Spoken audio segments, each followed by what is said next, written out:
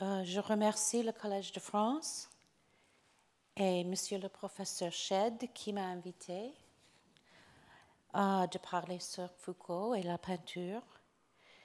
Et comme toujours, je suis très honorée d'être ici où Michel Foucault a enseigné.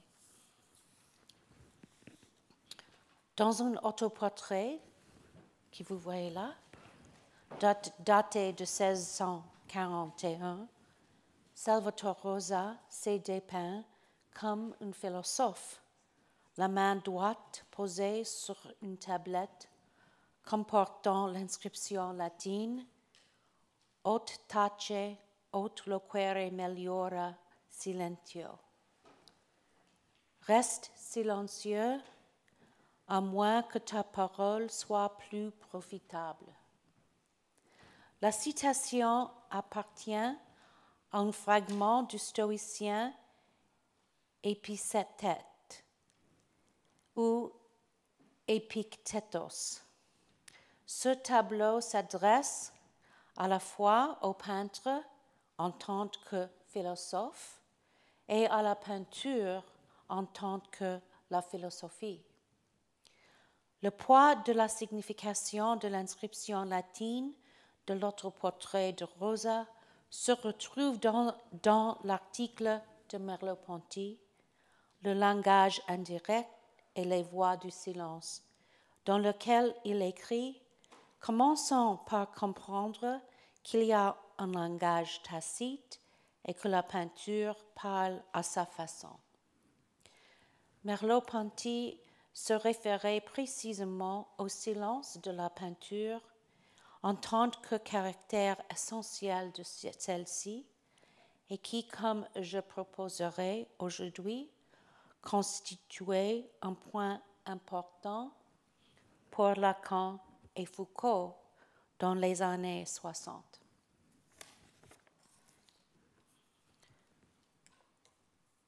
Dans l'un des derniers entretiens qu'il a accordés peu avant son décès précoce, Michel Foucault s'est livré à une analogie entre philosophie et peinture.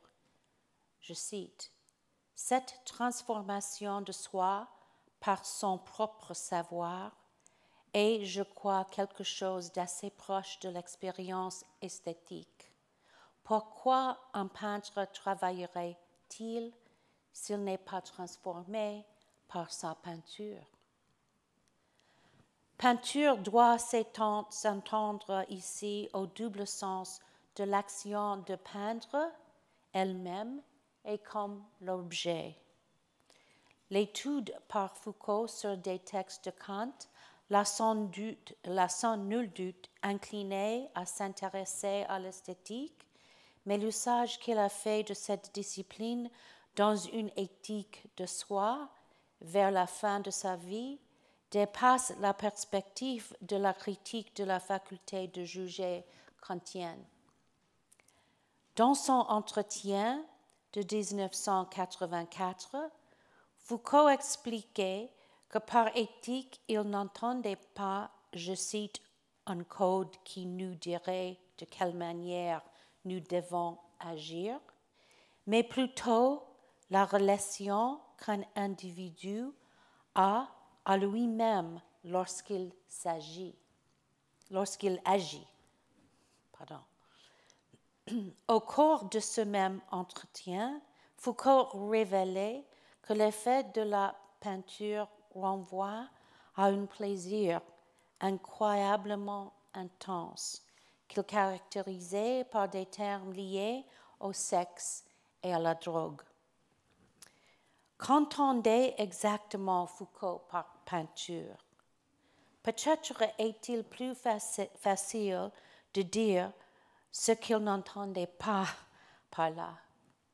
Le livre de Deleuze, Foucault, publié en 1986, tente d'établir la contribution de Foucault à la philosophie par l'introduction de l'opposition entre le visible et le dissible, en tant qu'elle permet de comprendre les formations historiques dans les écrits de Foucault.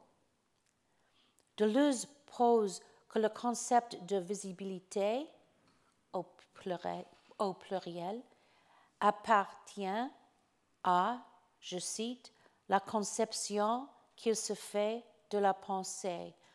On ne demande pas seulement de quel objet on part, quelle qualité on suit, dans quel état de choses on s'installe, corpus sensible, mais comment extrait-on de ces objets, qualités et choses, des visibilités? De quelle manière celles-ci scintillent-elles, miroitent-elles, et sous quelle lumière se rassemblent-elles sur la strate? Et encore, dit le philosophe, quelles sont les positions de sujet comme variables de ces visibilités? Qui les occupe et voit? Qui les occupe et voit?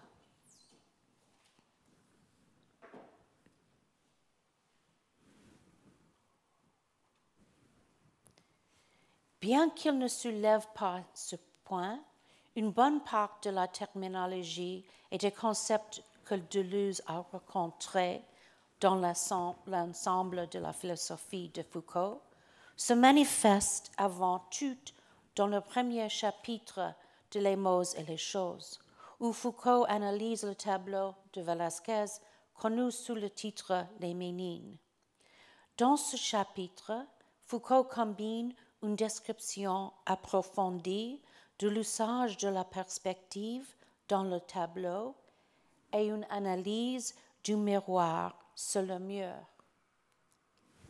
à l'arrière-plan, afin de comprendre, comme Deleuze l'expliquera plus tard, les positions de sujets variables de ces visibilités. Foucault s'étend longuement sur la fonction de ce miroir dans lequel figure, sans éclat, le couple royal. Voici ce qu'il écrit. Le miroir assume une métathèse de visibilité qui entame à la fois l'espace représenté dans le tableau et à sa nature de représentation. Il faut voir au centre de la toile ce qui du tableau est deux fois nécessairement invisible. Un peu plus loin, il ajoute, mais surtout, il est par la triple fonction qu'il occupe par rapport au tableau. En lui viennent se superposer exactement le regard du modèle au moment où on le peint, celui du spectateur qui contemple la scène et celui du peintre au moment où il compose son tableau, non pas celui qui est représenté, mais celui qui est devant nous et dont nous parlons. Ces trois fonctions regardantes, comme Foucault dit, se confondent en un point extérieur au tableau, c'est-à-dire idéal par rapport à ce qui est représenté, mais parfaitement réel puisque c'est à partir de lui que devient possible la représentation. Si Deleuze a utilisé quelques exemples tirés des écrits de Foucault sur la peinture pour illustrer ce qu'il entendait par l'insistance sur la visibilité, il n'a pas situé les vues de Foucault en la matière par rapport à un médium particulier ou historiquement.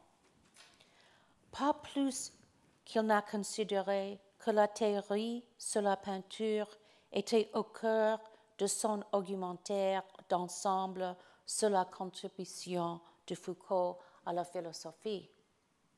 C'est pourquoi les commentaires de Deleuze sur la peinture chez Foucault adhèrent à son point de vue plus général quant au, je cite, non-rapport entre voir et parler dans l'œuvre entière. Pour Deleuze, la peinture demeure la pratique en quelque sorte fermée sur laquelle était fondée la philosophie foucauldienne.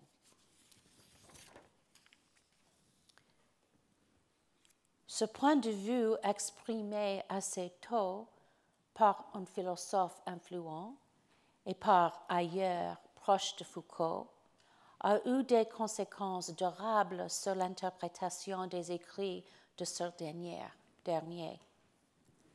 Ainsi, par exemple, l'enquête approfondie de Jean Rajakman sur ce qu'il appelle « the art of seeing », l'art de voir, de Foucault, développe-t-il certains des arguments de Deleuze pour localiser la visibilité directement dans la personne du sujet, comme dans un art de vivre ou une esthétique de l'existence. On peut dire de la situation de la peinture dans l'œuvre de Foucault qu'elle a été dans une large mesure obscurcie par les tentatives diverses de la comprendre sans considérer des théories particulières de l'histoire de l'art sur la peinture. Or, si l'on prend au sérieux les commentaires de Foucault sur la peinture et la transformation, il nous appartient de comprendre ce que Foucault entendait précisément par peinture lorsqu'il l'a qualifiée d'éthique et de transformatrice. Il n'a rien affirmé de tel sur la visibilité. L'approche distincte de la peinture par Foucault, qui se situait quelque part entre philosophie et histoire de l'art, l'a conduit sur le chemin de la compréhension de la transformation du soi que seule la peinture propose.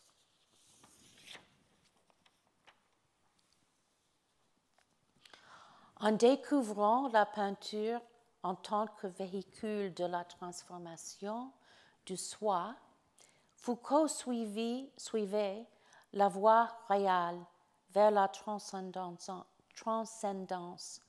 pour reprendre l'expression qu'il utilise dans son introduction à la rêve de l'existence de Ludwig Binswanger, 1954. Dans ce texte, décrivant les méthodes d'interprétation des rêves et de l'imagination de Binswanger, on trouve ces lignes de Foucault qui pourraient caractériser sa propre méthode d'analyse de la peinture à venir. Je cite, « Il prend de biais le problème de l'ontologie et de l'anthropologie en allant droit à l'existence concrète, à son développement et à ses contenus historiques. » Dans le premier chapitre de Les mots et les choses, 12 ans plus tard, Foucault adopte pour sa part une approche oblique de l'ontologie et de l'histoire de l'art, en allant droit à l'objet, c'est-à-dire à l'image sur la toile qui consiste en ses techniques, sa description et son histoire.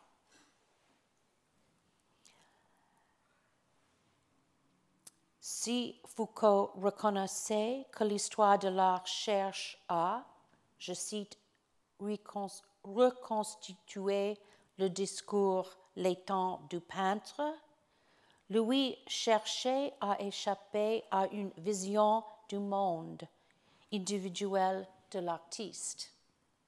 L'archéologie de la peinture, selon Foucault, tenterait pour sa part de démontrer qu'elle était une pratique discursive qui prend corps dans des techniques et dans des effets, et entendre que tel possédait la positivité d'un savoir.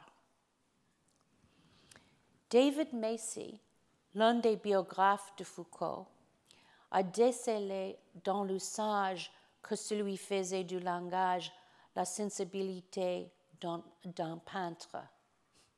Quant à l'historien Paul Veyne, il a qualifié la méthode historique adoptée par Foucault de picturale, du fait, je cite, qu'il expliquait les objets naturels comme objectivisés, non sur la base d'une force motrice unique, mais sur la base de toutes les pratiques environnantes dans lesquelles ces objets sont ancrés.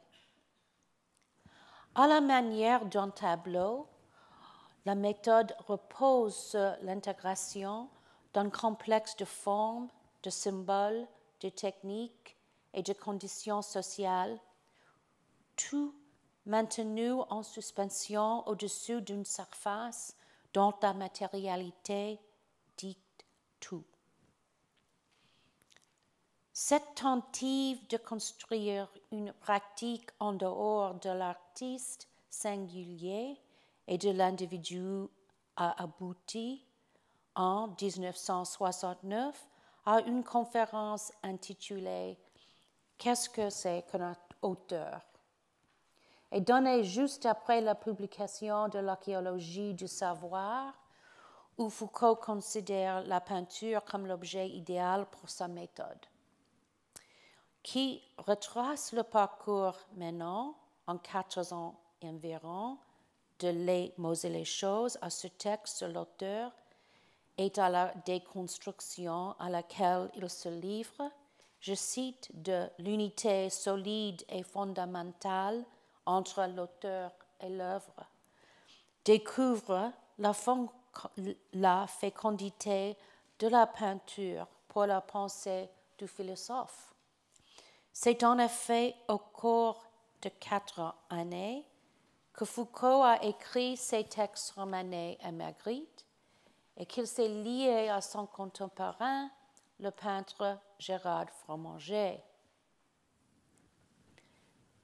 Sans une sérieuse connaissance de l'histoire de l'art, les contributions de Foucault à l'histoire de la peinture, selon une approche chronologique, n'auraient pas été possibles. L'engagement de Foucault pour la peinture ne se limite pas au plan théorique, mais il entre également en contact avec sa matérialité en tant qu'objet dans sa situation historique. Rendant compte de maladies mentales et personnalités dans la revue critique, le philosophe Roland Caillois parlait de matérialisme. On pourrait dire la même chose de l'approche de la peinture dans Les mots et les choses. En effet, l'histoire de la peinture en tant que théorie et des peintres en tant qu'artefact matériel de la culture et d'une époque répondait parfaitement aux besoins d'un philosophe qui se présentait comme un historien de la culture.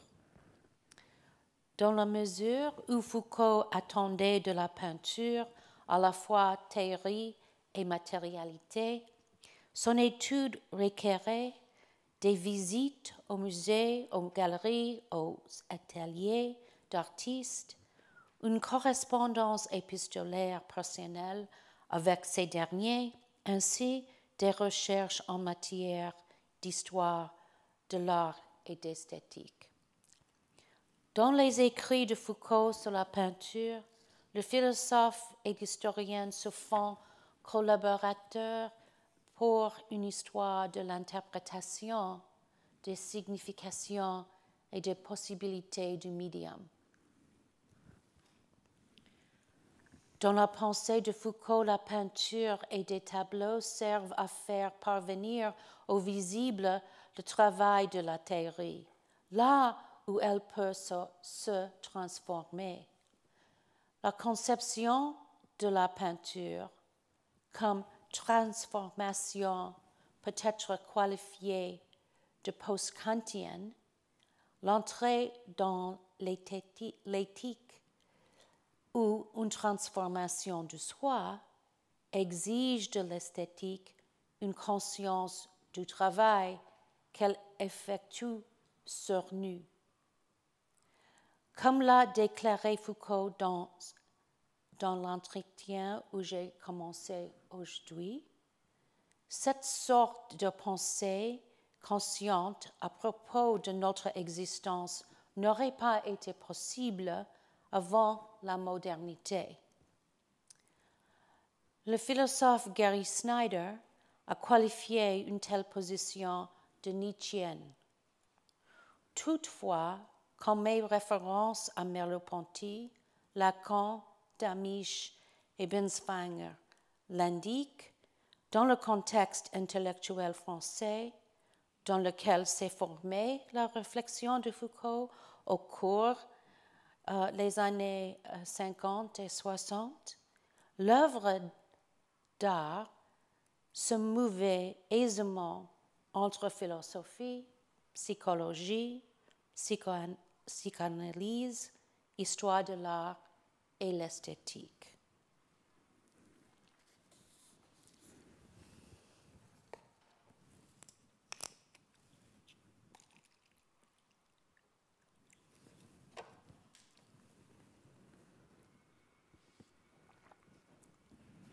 Maintenant, je vais dans l'héritage de Merleau-Ponty et de Lacan.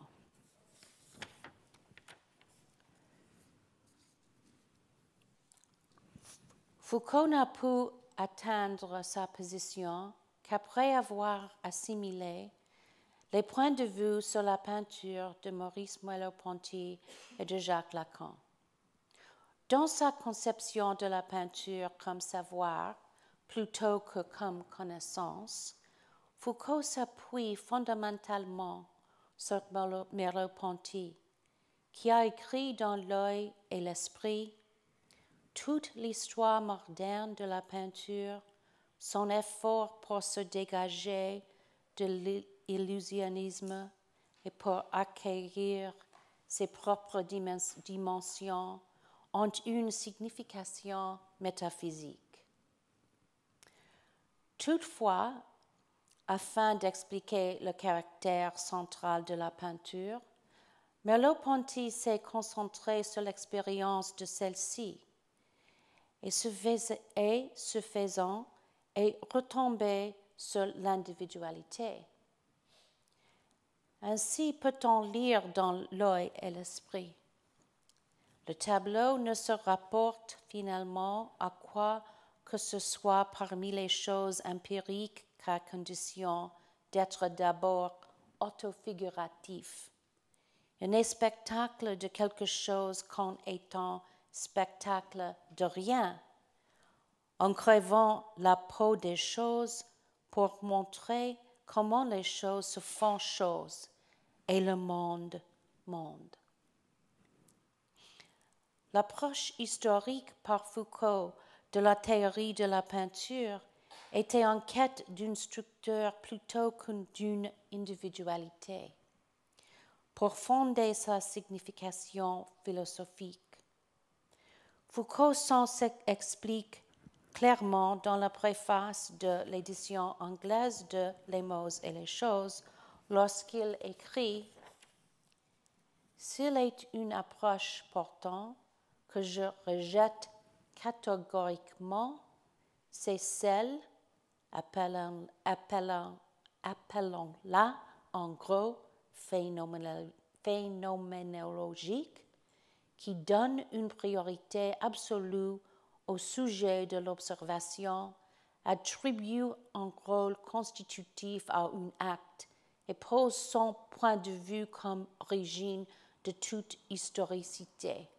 Celle, en bref, qui débouche sur une conscience transcendantale. Il me semble que l'analyse historique du discours scientifique devrait, en dernier lieu, ressortir à une théorie des pratiques discursives plutôt qu'à une théorie du sujet de la connaissance. Comme l'illustre ce passage, l'appropriation par Foucault du point de vue de Merleau-Ponty sur la peinture devrait être considérée comme sélective et résistante vis-à-vis de l'expérience de l'observateur individuel auquel est préférée la peinture elle-même, c'est-à-dire une pratique particulière dotée de méthodes, de règles et de théories n'appartenant qu'à elle.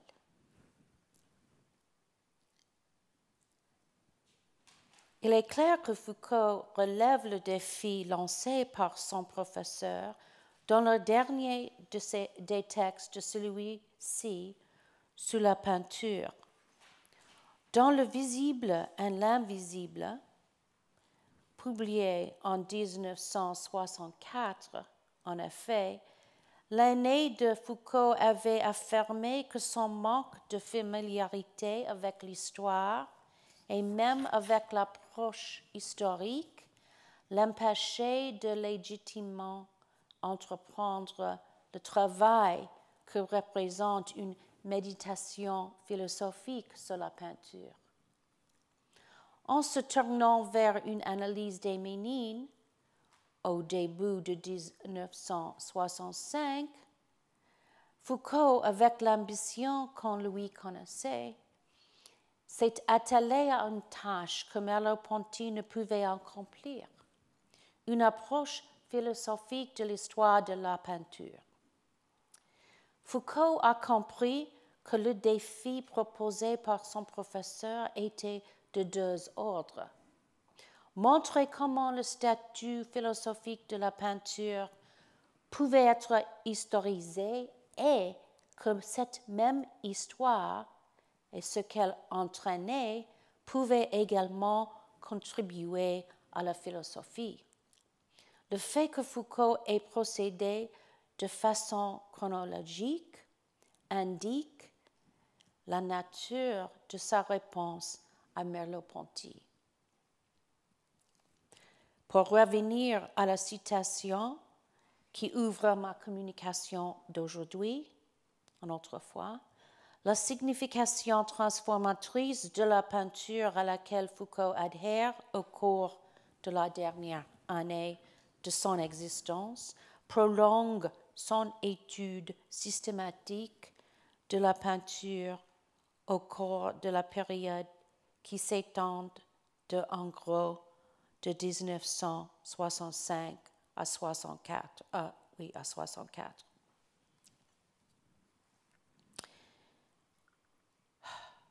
La théorie psychoanalytique de Jacques Lacan n'a pas été sans influence sur sa conception de la peinture et le rôle qu'elle joue dans la conscience historique.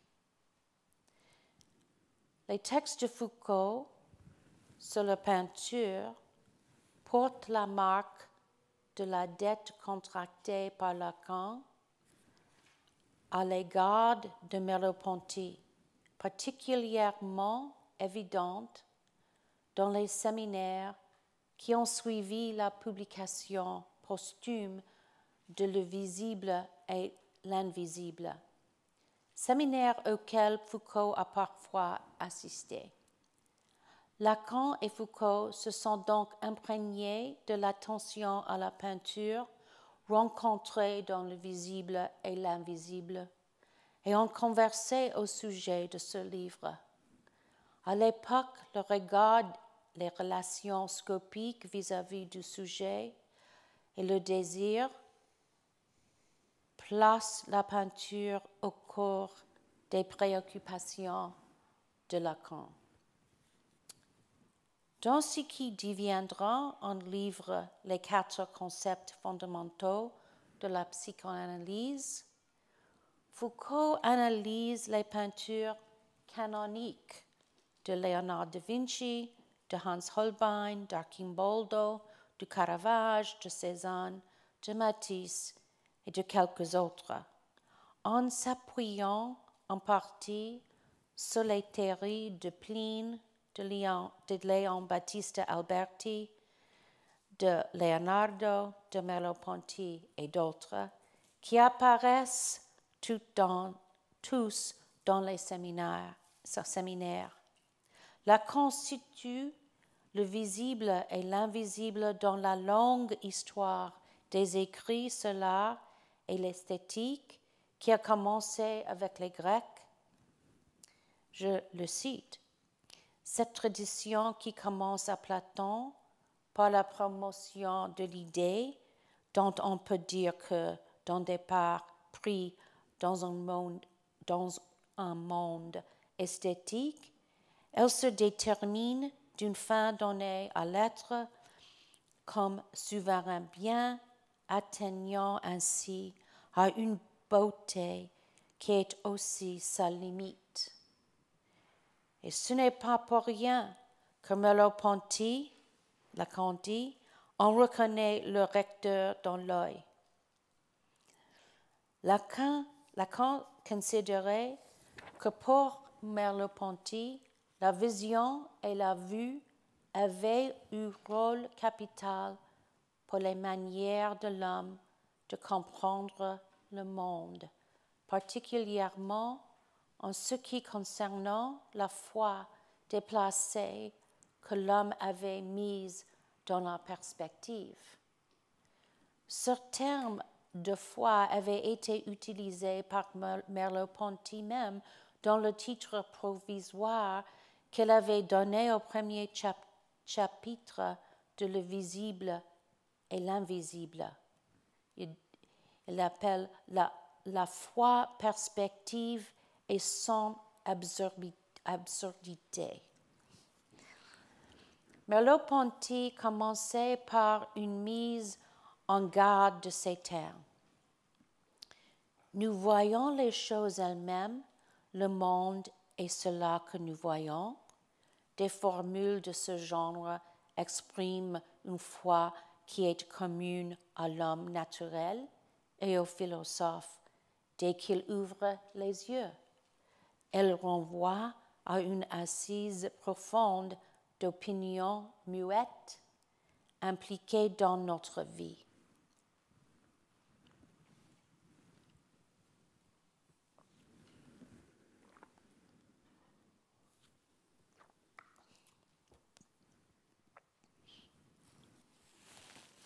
Ici, les questions de l'esthétique et de l'éthique s'imbriquent dans la vue et conduisent à une idée des limites de ce qui peut être vu et connu. Merleau-Ponty poursuivait en insistant sur les contradictions inhérentes. Je cite, « Si l'on se demande ce que c'est que nous, ce que c'est que voir, ce que c'est que chose ou monde, on entre dans un labyrinthe de difficultés et de contradictions. » Ces limites ayant été observées par Merleau-Ponty, Foucault proposa, dans Les mots et les choses, d'établir leur ordre selon ce qu'il appelle une région médiane. Je le cite. Ainsi, entre le regard déjà codé et la connaissance réflexive, il y a une région médiane qui délivre l'ordre et son être même. C'est là qu'il apparaît, selon les cultures et selon les époques, continu et gradué ou morcelé et discontinu, lié à l'espace ou constitué à chaque instant par la poussée du temps, apparent à un tableau de variables ou défini par des systèmes séparés de cohérence, composés de ressemblances qui se suivent de proche en proche ou se répandent en miroir, organisés autour de différences croissantes, etc. Les séminaires de Lacan, qui se sont tenus juste avant la publication de Les mots et les choses, devraient être considérés comme étant en relation avec ses vues sur la limite du savoir et directement associés à ce livre. Lacan avait entrepris d'élaborer une théorie de l'inconscient sur la limite relevée par Merleau-Ponty, cet endroit où la vue, où le regard forme et décentre simultanément le sujet, car les yeux à la fois voient et sont aveugles. La peinture a fourni à Lacan une instantiation matérielle de l'opération des opinions muettes, déjà postulée par Merleau-Ponty comme opératoire dans notre croyance en ce que nous voyons. Rappelons-nous que plus tôt déjà, dans le langage indirect et les voies de la conscience, de la silence, Merleau-Ponty avait qualifié la peinture de langage tacite, qui parle à sa façon. Comprendre la peinture à la fois comme langage muet et comme parlant aux yeux qui peuvent cependant rester aveugles au savoir des choses et du monde fait penser à Lacan. Celui-ci postulait que les tableaux, en tant qu'objets matériels, pouvaient procurer un moyen de compréhension du champ scopique. Les tableaux constituaient pour Lacan des lieux à partir desquels jeter un œil à l'inconscient du sujet, c'est-à-dire à ce qu'il sait sans savoir qu'il le sait, plutôt qu'à sa pensée rationnelle. Dans son ouvrage sur la perspective, Damisch a considéré ce passage de Merleau-Ponty à Lacan comme une percée fondamentale de l'histoire de la philosophie. Je le cite. « Elle se complique chez Lacan quand celui-ci se vient à nommer tableau la fonction ou le sujet à se repérer comme tel. Le sujet, explique Damisch, qui est sujet de désir, à ne pas confondre, si même tout y pousse dans l'office qui est celui de la perspective, avec le sujet cartésien, celui-là qui, dans le moment historiquement défini du cogito, se donne pour le corrélat de la science au sens moderne du mot, en même temps qu'il fait le présupposé de l'inconscient. Indice dès l'abord d'un clivage, d'une refonte, la Spaltung freudienne, et de la division expérimentée du sujet comme division entre le savoir et la vérité.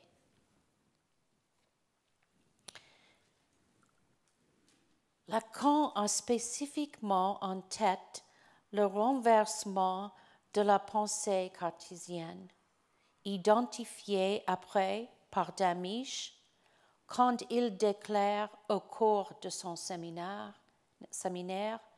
je souligne d'abord que c'est en partant de la peinture que Maurice Merleau-Ponty a été plus spécialement amené à renverser le rapport qui, depuis toujours, a été fait par la pensée entre l'œil et l'esprit. Lacan considérait la peinture comme l'évidence du sujet décentré, c'est-à-dire ne pouvant être aisément énoncé ou exprimé, ainsi que l'avait dit Merleau-Ponty, excepté dans certaines déformations trahissant une foi muette en la perspective. On le sait, Lacan a trouvé cette foi trahie dans la structure exemplaire de l'anamorphose et précisément dans le crâne déformé au premier plan du tableau de Holbein, Les Ambassadeurs. Lacan a utilisé la peinture comme moyen de visualiser l'esquisse entre l'œil qui a la foi et le regard qui voit. Dans la peinture, l'anamorphose a joué un rôle exemplaire pour l'idée que Lacan s'est faite de la perspective, car elle révélait, je cite, comment dans la perspective de l'inconscient, nous pouvons situer la conscience. De plus, Lacan a posé l'anamorphose à une idée phénoménologique plus classique selon laquelle, je cite à nouveau, la perception n'est pas en moi, elle est sur les objets qu'elle appréhende.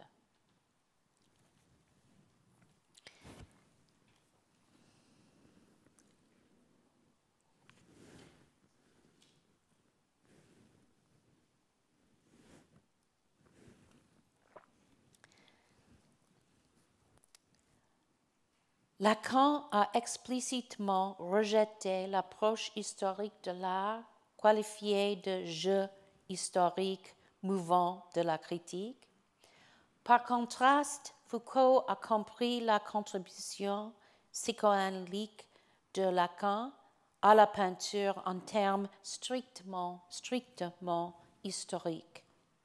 Je cite ici son entretien Psychologie et philosophie, qui date de la même époque.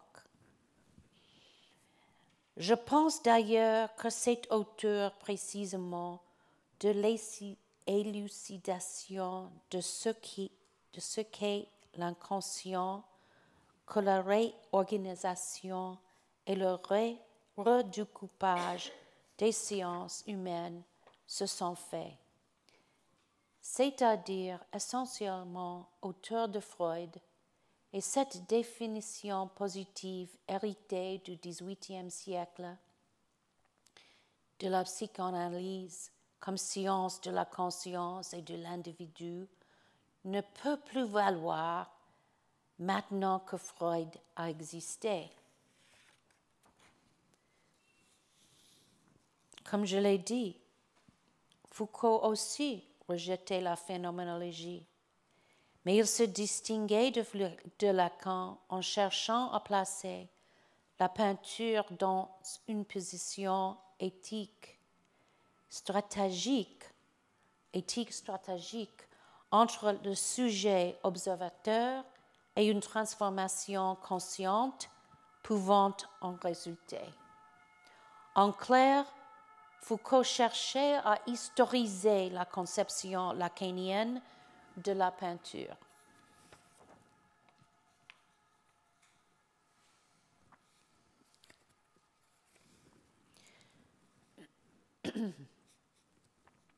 Dans la préface à l'édition anglaise de Les mots et les choses, Foucault s'intéresse au sujet dans la production d'un savoir qui repose sur les deux niveaux de la science et de l'histoire. Cet enchevêtrement des aspects moraux et naturels de la peinture et de la philosophie était au premier plan de l'âge classique. Louis Marin l'a bien montré plus tard dans son ouvrage La critique du discours. La complexité de cet enchevêtrement visualisé dans la peinture de cette époque ne pouvait qu'attirer Foucault, qui voulait comprendre la nature de l'écart entre les formes de savoir. Citons Foucault à nouveau, le problème du sujet, en distinguant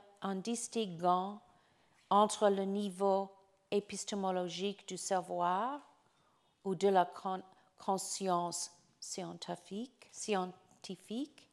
et le niveau archéologique. J'ai conscience de m'engager dans une voie très difficile. Et plus loin, en bref, j'ai essayé d'explorer le discours scientifique, non pas du point de vue des individus qui parlent, ni du point de vue des structures formelles qui régissent ce qu'ils disent, mais du point de vue des règles qui entrent en jeu dans l'existence même d'un tel discours. À la suite de Foucault, Kaja Silverman, historien de l'art américaine, Kaja Silverman, dans son livre The Threshold of the Visible World, a discuté l'idéalisation esthétique dont la peinture est partie prenante, comme elle dit, un utile politique crucial. L'argumentation de Silverman nous permet de saisir combien la position de Foucault concernant la peinture était utopique dès le premier abord.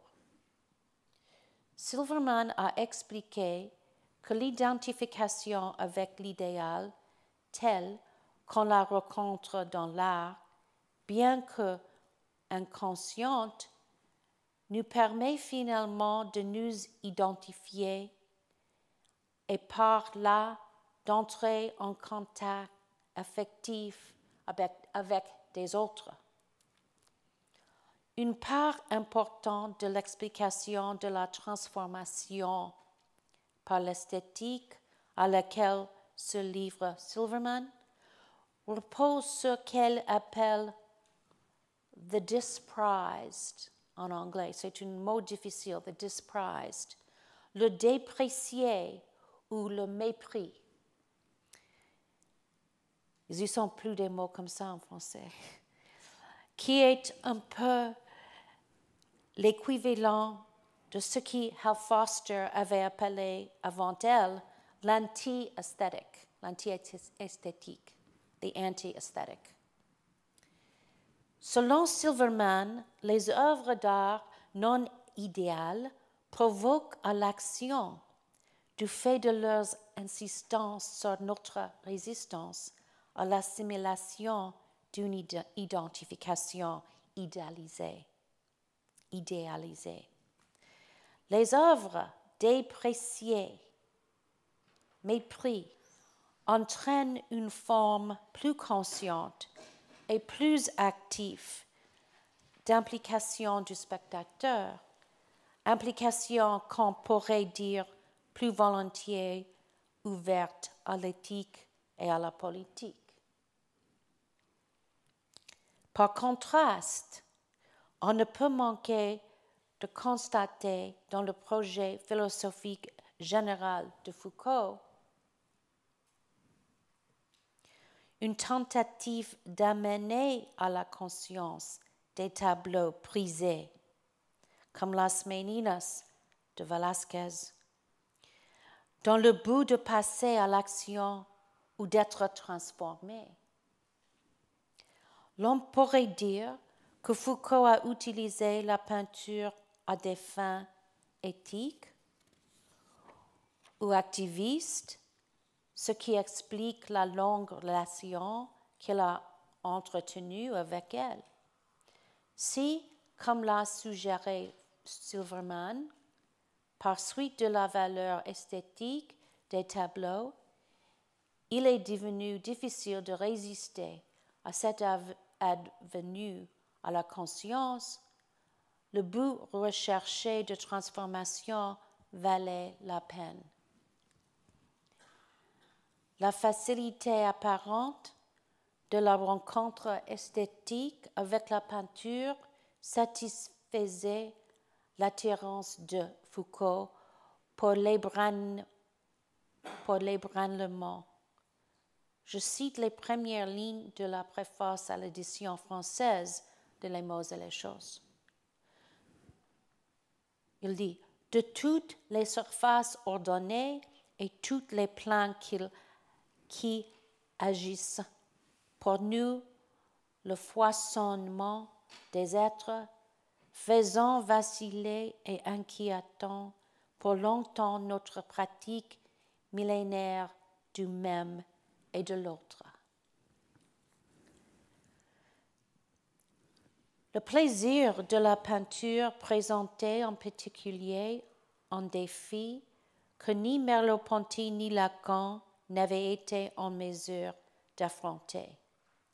Le premier à cause de son approche phénoménologique, le second à cause de sa quête de l'inconscient en ce qui demeure silencieux. Foucault respectait les peintures prisées, comme le balcon de Manet, parce que le plaisir qu'elle provoque en lui contraste avec la plupart des autres choses du monde, activités sexuelles exceptées.